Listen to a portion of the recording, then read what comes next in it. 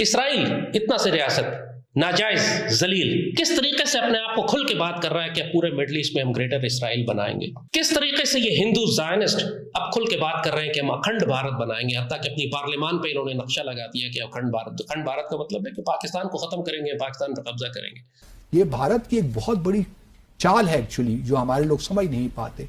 वो greater Israel बनाना चाहते हैं, ये अखंड भारत बनाना चाहते हैं। मुसलमान दुनिया में अब कुछ भी नहीं बचा। तो आप ये ख्याल कर सकती हैं कि आगे आने वाले सालों में क्या होगा। लेकिन इनको फुर्सत ही नहीं मिलती कि जरा सोचें, जरा देखें कि वो क्या कह रहे हैं। नरेंद्र मोदी आएगा हमारे ऊपर और फिर जो तबाही मचेगी, फिर जो खंडरात होंगे इस मुल्क में, अस्तगफिरुल्लाह, आप गजा को भूल जाएंगे। आराम हो, कोई मोदी को तनकीद भी कर सकते हो ये लोग। मैं तो परेशान हो जाता हूं कि हमारे क्या रवैये हो गए हैं। वो अखंड भारत और हिंदू राष्ट्र बनाने के लिए जंग को आपके घरों के अंदर लेकर आएगा। उसने तो लाना है, वो तो ऐलान कर चुका है। जिस तरह ग्रेटर इसराइल बनाने के लिए यहूदी अब खुलकर कह रहे हैं कि हम सारे मुसलमान मुल्कों पर कब्जा करेंगे, अब तो वो छुपा भी नहीं रहे अपने इस प्लान को। ना हिंदू छुपा रहा है, ना यहूदी छुपा रहा है। जय हिंद दोस्तों, स्वागत है एक और वीडियो में। दोस्तों, लाल टोपी ने भारत के खिलाफ और साथ में इजराइल के खिलाफ भी जहर उगला है। लाल टोपी ने बोला है कि भाई पाकिस्तानियों, गजवाए हिंद की तैयारी करो और गजवाए हिंद करो, नहीं तो भारत जो है, हिंदू जो हैं वो जो है अखंड भारत बनाने की सोच रहे हैं और वो पाकिस्तान को मिटाकर अखंड भारत बना लेंगे। इसलिए हमारी पॉलिसी जो है, इस्लाम की पॉलिसी जो है, कभी डिफेंसिव नहीं रही है, हमेशा अग्रेसिव रही है। इसलिए अग्रेसिव बनो और गजवाए हिंद की तैयारी करो और बहुत सारी चीज़ें उसने बोला है। इजराइल को लेकर भी काफ़ी जहर उगला है लाल टोपी ने। तो चलिए वीडियो में बढ़ते हैं आगे और देखते हैं वीडियो को।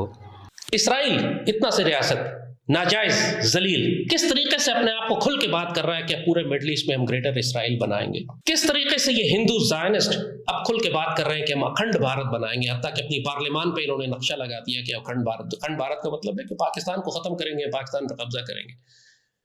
और ये 2 टके के काबुल में जो अभी आए हैं हमारे तफैली, उनको भी इतना तकब्बुर है कम अज कम कि उन्होंने काबुल में नक्शा लगा दिया है कि लोया अफगानिस्तान का, कि हम यहाँ पर पाकिस्तान के इलाकों पर कब्जा करेंगे। इतना कॉन्फिडेंस उनको भी है कि वो ये चाहते, कर सके ना कर सके, कैपेसिटी हो ना हो, लेकिन कम अज कम उन्होंने आइडिया अपने आप को, अपनी नस्लों को, अपनी कौम को देना शुरू कर दिया है कि हमने पाकिस्तान पर कब्जा करना। ईरान की प्रेजेंस आप देखिए, पूरे खत्ते में, पूरे मिडिल ईस्ट में ईरान की प्रेजेंस है। दुनिया का कोई मुल्क जो इस वक्त खत्ते को इन्फ्लुएंस कर रहा है या दुनिया को इन्फ्लुएंस कर रहा है अपनी सरहदों के अंदर, महदूद नहीं है। पाकिस्तान दुनिया की वाहिद एटमी ताकत है जो सिर्फ अपनी सरहदों के अंदर महदूद है।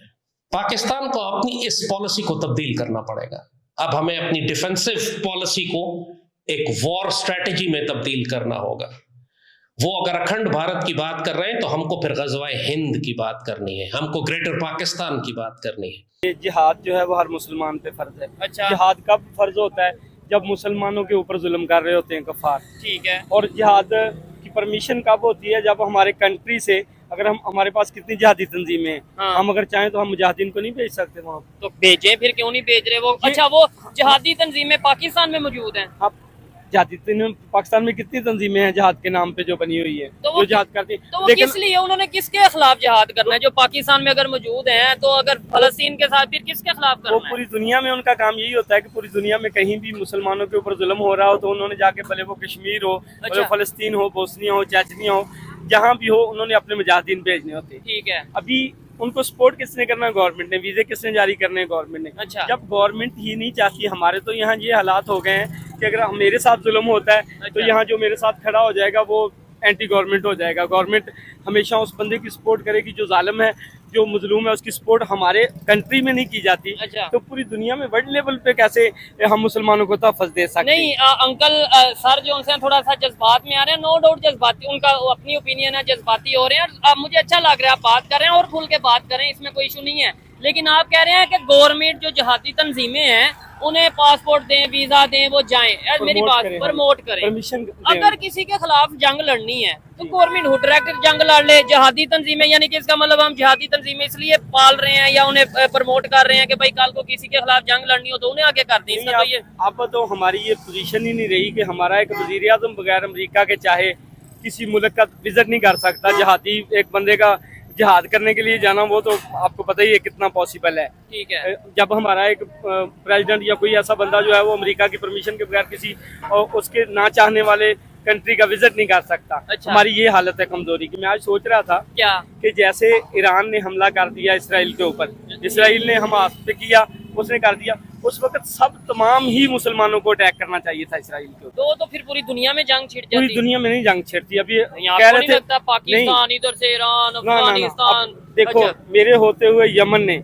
हजारों मिसाइल मारे हैं सऊदी अरब के ऊपर। ठीक है। ठीक है, जंग नहीं छिड़ अच्छा, सकी। यमन और सऊदीया दोनों आपस में लड़ रहे थे। यमन ने मैं खुद देखने जाता रहा हूँ, जहाँ जहाँ वो तबाही होती रही है, अच्छा। मिसाइल फेंकते थे वो। ठीक है। तो हमें कोई फर्क नहीं पड़ा, खित्ते को कोई फर्क नहीं पड़ा। अगर ईरान ने इसराइल का जवाब दिया अच्छा। तो यही खबर आ रही थी कि जी अब मशरिक़ वस्ता में जंग छिड़ गई है। ठीक है। कोई जंग छिड़ी है? कोई नहीं छिड़ी। नहीं, वो ईरान कोई नुकसान नहीं ना कर पाया है सच। कोई मतलब क्या किसी का भी नहीं कर सकता। ईरान ने अटैक किया तो क्या इसराइल का क्या नुकसान हो गया कि आप कहेंगे यार देखो इसराइल को लग पता गया है, ये है वो है। इवन कुछ लोग ये कह रहे थे कि आप देखें ना जी, इसराइल के पास भी इतना बजट नहीं रहा, क्योंकि जो डिफेंस डोम सिस्टम है, एयर डोम सिस्टम है, वो बड़े बिलियंस डॉलर का होता है। तो एक एक मिसाइल को रोकने के लिए इतने पैसे लगते हैं, इतने डॉलर लगते हैं। तो इसराइल तो जो कह रहा है, उसने बोला कि मैं हमास के लीडर को उड़ाऊंगा, उसने उड़ा दिया। उसने बोला मैं अब हिजबुल्लाह के लीडर को उड़ाऊंगा, उसने उड़ा दिया। फिर हमास के लीडर को उड़ा दिया, ईरान के प्रेसिडेंट को उड़ा दिया। वो तो बोल बोल के बदला ले रहा है। तो ये सिर्फ मुसलमानों की कमजोरी की वजह से। देखो जो इसराइल है वो बेसिकली अमेरिका का तैयार करदा एक ऐसा मुल्क है जिसको वो किसी भी मुसलमान मुल्क के ऊपर मुसलत कर सकता है। जो भी मुसलमान मुल्क उठेगा, ठीक है, अमेरिका उसको दबाने के लिए, उसकी मईशत तबाह करने के लिए इसराइल को यूज करेगा।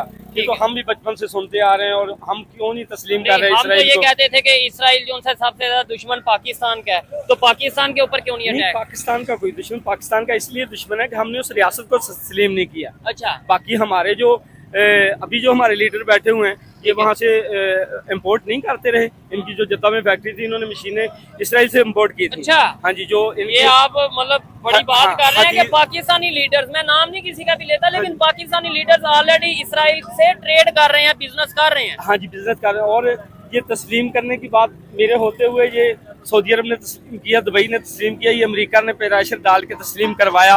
और हमें भी पाकिस्तान के ऊपर यही प्रेशर डाला जा रहा है कि आप इसराइल को एक रियासत तस्लीम करें। ठीक है।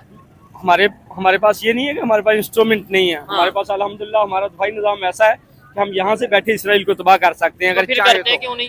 लेकिन ये मामला तो वही आ गया परमिशन का कि जब हम कहेंगे कि हम अल्लाह और उसके रसूल की परमिशन नहीं लेंगे, हम अमेरिका की परमिशन के साथ चलेंगे, तो फिर आज वो ईरान को मार रहा है, ईरान के लीडरों को, कल को अगर उसका दिल चाहेगा तो वो पाकिस्तान के लीडरों को भी एक एक करके नाम करके मारेगा। वो ग्रेटर इसराइल बनाना चाहते हैं, ये अखंड भारत बनाना चाहते हैं।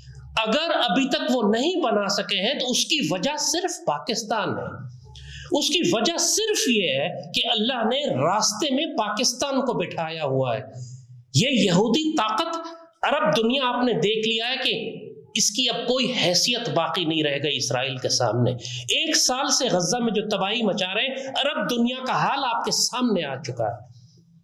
लेकिन अगर इसराइल को खतरा है कि वो मदीने तक अभी तक क्यों नहीं आया, तो उसको सिर्फ खतरा पाकिस्तान और उसके हमारे एटमी प्रोग्राम और मिसाइलों से है।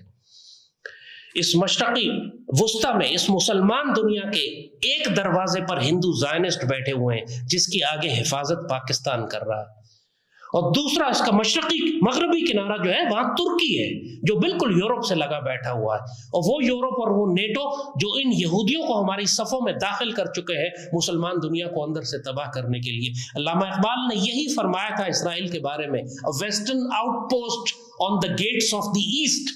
उस वक्त उन्होंने फरमाया था, एग्जैक्टली आप अपनी आंखों के सामने आज वो देख रहे हैं कि मगरबी ताकतों का एक किला है जो मुसलमानों के कल्ब में उन्होंने लाके गाड़ दिया है, जो पूरी मुस्लिम दुनिया को तबाह कर रहा है।